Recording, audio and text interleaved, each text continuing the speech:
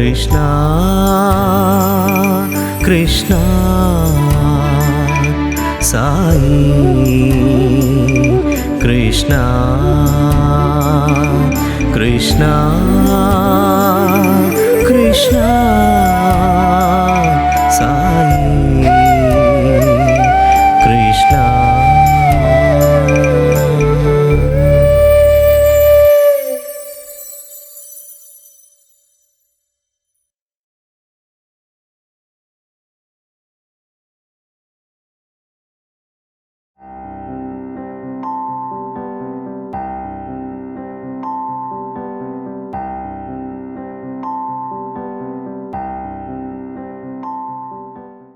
Hostel లైఫ్లో చూసుకుంటే కనుక మాకు ఎస్పెషల్లీ థర్డ్ ఇయర్ బృందావనంలో ఇంకోటి ఏమంటే December 25th మన క్రిస్మస్ చాలా స్పెషల్గా జరుపుకుంటారు అక్కడ. అండ్ అది సెండ్ ఆఫ్ పార్టీగా కూడా వస్తుంది. థర్డ్ ఇయర్కి సెండ్ ఆఫ్ కింద ఇస్తారు కనుక సెకండ్ ఇయర్స్ వాళ్ళు ఉన్నవాళ్ళు ఏదైనా ప్రోగ్రామ్స్ అన్నీ చేస్తాండు. సో మేము సెకండ్ ఇయర్స్లో ఉన్నప్పుడు అప్పుడు మేము స్టార్ట్ చేసిందంటే అప్పుడు మేము విన్న ప్రకారం అది మేమే ఫస్ట్ టైం స్టార్ట్ చేసాం అనేసి ఫేర్ ఒకటి స్టార్ట్ చేసాం. కాలేజ్ క్వాడ్రాంగిల్లో నార్మల్ బయట ఏ విధంగా అయితే ఫేర్ జరుగుతుందో డిఫరెంట్ స్టాల్స్ తినేదానికి ఉంటుంది, సమ్ ప్లే ఉంటుంది, అట్లా డిఫరెంట్ అవన్నీ రిక్రియేట్ చేసి మేము అక్కడ అక్కడ అప్పట్లో మినిమల్ రిసోర్సెస్ యాక్చువల్గా మాకుండే. ఈవెన్ మెయింటెనెన్స్లో కూడా డ్రామా పెట్టినప్పుడు లైట్స్ అవన్నీ ఏమీ లేకుండా సింపుల్ నార్మల్ బల్బ్సే. ఇప్పుడు కలర్ పేపర్స్ ఇవన్నీ అట్లాంటివే ఉండదు. మేము కలర్ పేపర్స్ తెచ్చుకొని చిన్న ఫ్లడ్ లైట్స్ ఉంటే దానికి పెట్టుకొని, మీకు మనకి గుర్తుంటుంది మన ఓల్డ్ డ్రామాస్ కాటికి రౌండ్ లైట్ మధ్యలో పెట్టి తిప్పేవాళ్ళు, చక్రం తిప్పేవాళ్ళు, అట్లాంటివే ఉండేది కాదు. సో అప్పుడు నేనేం చేసామంటే మా లైబ్రరీలో ఒక ఓల్డ్ పెడస్టల్ ఫ్యాన్ ఉండేది. సో దానికి మోటార్ అది వాడలేదు కనుక దాని మోటార్ అంతా తీసేస్తే లోపల రౌండ్గా ఉంది ఒక స్టాండ్ ఉండింది. సో నేను అప్పుడు ఏం చేసింది, దానికి ఫ్రంట్ ఒక అల్యూమినియంది ఫన్నెల్ లాగా చేసి లోపల మాకు హై వాటేజ్ అప్పుడు ఇన్కాండిసెంట్ బల్బ్ ఒకటి ఉండింది, అది లోపల పెట్టి దాని నుంచి ఒక చక్రానికి కార్డ్బోర్డ్ తోటి రౌండ్గా కట్ చేసి డిఫరెంట్ అన్ని కలర్స్ పెట్టి దానికి పెట్టేవాళ్ళం మేడం.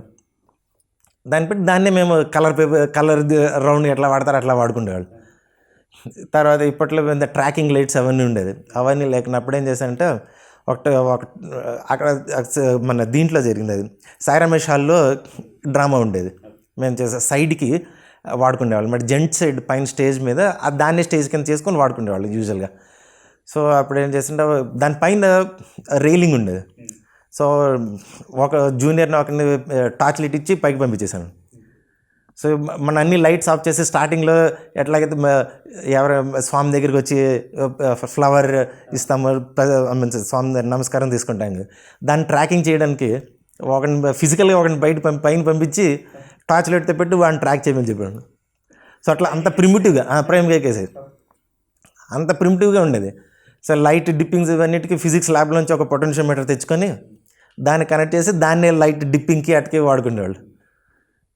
సో ఇట్లా ఉన్న రిసోర్స్ తోటి అడ్జస్ట్మెంట్ చేసుకునేవాళ్ళం. తర్వాత ఆ ఫేర్ కూడా చాలా చాలా బాగా హిట్ అయింది. అప్పుడు కొంతమంది దాంట్లోనే పోలీస్ కింద, కొంతమంది థీవ్స్ కింద, డిఫరెంట్.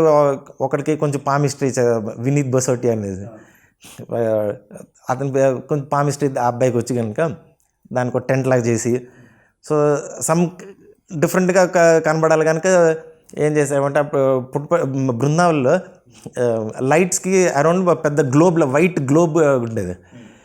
సో దాంట్లో జంక్లో ఎక్కడ ఉంటే దాన్ని తీసుకొచ్చి లోపల లైట్ పెట్టి దీనికి పొటెన్షియోమీటర్ కనెక్ట్ చేసి వెనకాల నుంచి దాన్ని కొంచెం ఆపరేట్ చేసుకునేవాళ్ళు. సో క్రిస్టల్ బాల్ టైప్ అనమాట. సో క్రిస్టల్ బాల్ లాగా అట్లా చేసుకున్నాను. క్రిస్టల్ బాల్ అంటే గుర్తుకొచ్చాను. మేము 12th క్లాస్లో ఉన్నప్పుడు, ఇది చాలా చిన్నదే కానీ అప్పుడు సైన్స్ ఫేర్కి మేము సైన్స్ స్టూడెంట్స్ అంతా కలిసి కొన్ని డిఫరెంట్ ఎనీవే మా ప్రాజెక్ట్ కింద చేసుకోవాలి ఏదో ఒకటి. సో అప్పుడు చేశారు. సో స్వామిని ఇన్వైట్ చేశారు, వచ్చారు. డిఫరెంట్ థింగ్స్ ఎట్లాగంటే ఇంక్లూడింగ్ ఓపెనింగ్లోనే స్వామి ల్యాంప్ లైట్ చేస్తే ఇంకా డోర్ ఓపెన్ అయినట్టు అట్లా పెట్టాం. సో డోర్ ఓపెన్ అయింది, స్వామి వచ్చిన్నారు. సో ఒక అబ్బాయి దగ్గర ఉంది ఏమంటే లైట్ డిటెక్టర్ ఉంది. లైట్ అది కూడా ఆఫ్కోర్స్ చిన్న మాకు సర్క్యూట్ ఉండేది. శైలేష్ సార్ మాకు హెల్ప్ చేశారు. లైట్ డిటెక్టర్ అంతా చేసుకున్నా. ఆ అబ్బాయికి స్వామికి ఎక్స్ప్లెయిన్ చేయాలి ఆబ్వియస్లీ, అది ఎట్లా పనిచేస్తుందని అందరూ ఎక్స్ప్లెయిన్ చేయాలన్నమాట. ఓకే ఏం రాను. సో స్వామి చెప్పాడు, స్వామి ఇది మీరు ఎప్పుడైనా అబద్ధం చెప్తే కనుక దీన్ని పట్టుకుంటే తెలుస్తుంది. ఎప్పుడైతే స్వామి అబద్ధాలు చెప్పడం లేదు కానీ అందరికీ ఫుల్ స్టండ్ అయిపోయి చేస్తుండే. స్వామి నెక్స్ట్ ఏముండు చిన్నపిల్లలు కనుక సో అందరూ నవ్వేశారు. వాళ్ళకి మాత్రం అర్థం కాలే, అందరూ ఎందుకు నవ్వుతూ ఉన్నారు. ఒకటి టెన్షన్, స్వామి వచ్చారు కనుక మాట్లాడాలి, ఆ టెన్షన్లో ఉన్నారు. సో అప్పుడు ఇట్లా చిన్న చిన్నవి స్వామి ఎప్పుడైతే వీళ్ళు అన్నారో స్వామి కూడా నవ్వేశారు. సో దాంతో అందరికీ అట్లీస్ట్ అమ్మాయి స్వామి నవ్వారు కనుక పర్వాలేదు. థర్డ్ ఇయర్లో ఉండేటప్పుడు సాయి రమేష్ హాల్ని అప్పుడు ఒకసారి స్వామి ఏం చెప్పారంటే, కన్స్ట్రక్షన్ జరిగిన తర్వాత చాలా హాట్గా ఉందనేసి స్వామి చెప్పారు, దీన్ని ఏమైనా చేయాలని. చాలా డిఫరెంట్గా ఆలోచించారు. డిఫరెంట్గా దానికి ఏమైనా అంతా క్లోజ్ చేసేసి మన లోపల ఫాల్స్ రూఫింగ్ పెడతాము, కాకపోతే మంకీస్ ఉన్నాయి, మంకీస్ వాటిని పాడు చేసేస్తాను, చాలా విధాలుగా ఆలోచించారు. ఫైనల్గా ఏం చేశారంటే ఒక డక్ట్ పెట్టి దీన్ని కోల్డ్ ఎయిర్ పంప్ చేసేటట్టుగా పెట్టారనమాట. సో దానికి నేను మెయింటెనెన్స్లో ఉన్నాను. థర్డ్ ఇయర్లో లైక్ ఛాన్స్ దొరికింది.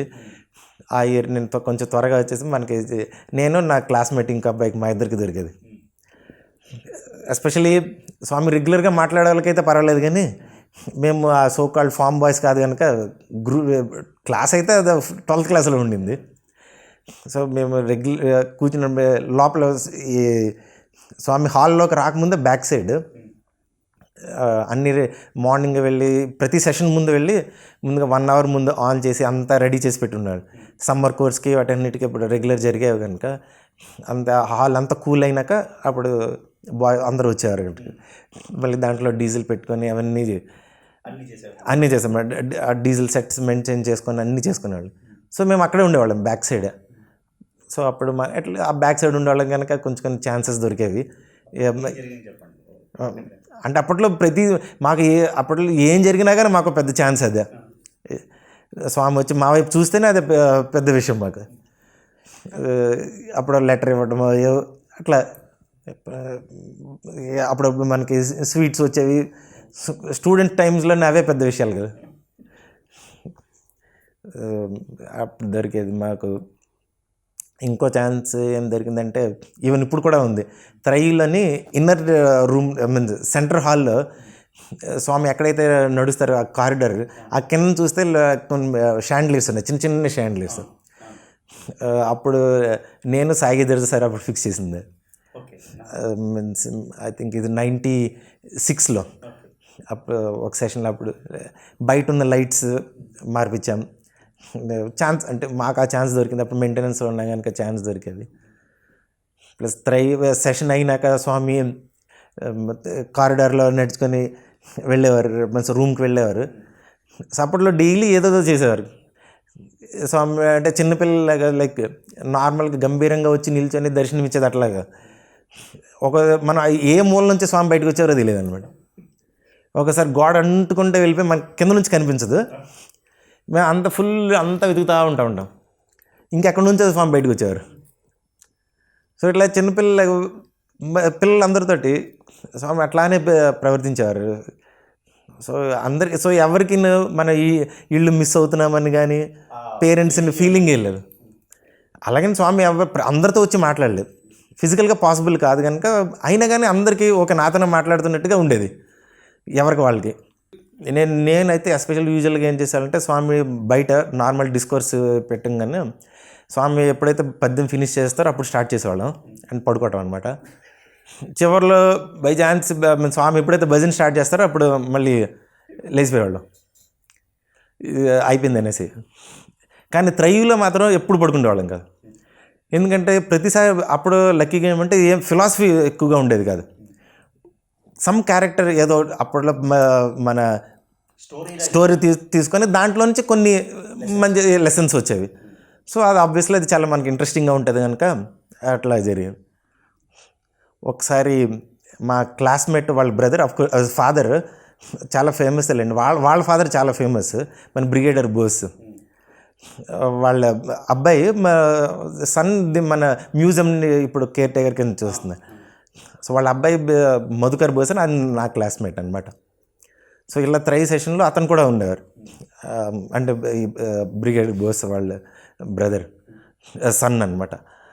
అతను ఉన్నారు. ఒకసారి అతను కూర్చున్నప్పుడు సడన్గా అతను వాళ్ళు ఎల్డర్లీ మన డివోటీస్ అంతా సైడ్, మనకు తెలుసు కదా, సైడ్ చైర్స్ వేసి కూర్చోపెట్టారు వాళ్ళకి. బాయ్స్ అంతా కూర్చుండేవారు. సడన్గా అయినా పడిపోయినారు దర్శనంలో, ఐ మీన్ త్రై సెషన్లో. సో తర్వాత స్వామి దూరంగా ఉన్నారులేండి, స్వామి జూలాలో కూర్చున్నారు, ఈయన డోర్కి పక్కన చైర్ దగ్గర కూర్చున్నారు, నేను ఆ దగ్గరలోనే ఉన్నాను.